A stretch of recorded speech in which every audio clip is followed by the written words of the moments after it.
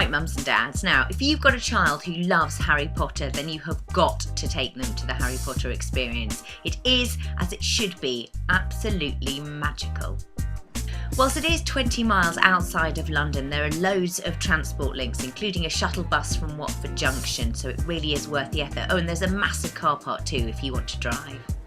Your trip starts with a walk through the Great Hall, where everything is set up for a banquet. Even if you haven't seen the movies, it's in a pretty incredible place.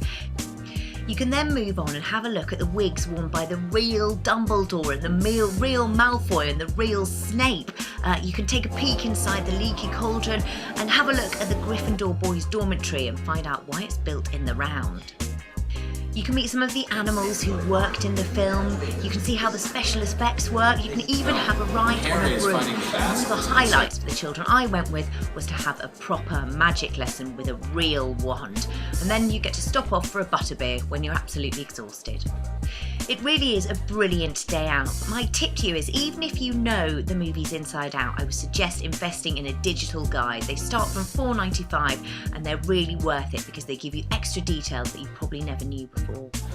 The whole thing will take you about 2 hours, but you could spend all day there if you wanted. Tickets are quite pricey. It's £30 for an adult, £23 for a child, but the under fours do go free. I personally think it's worth the money for a very special treat. So, for all-round magic-y wizardiness of the Harry Potter experience, I give it a massive mum rating of 9 3/4. Mum report.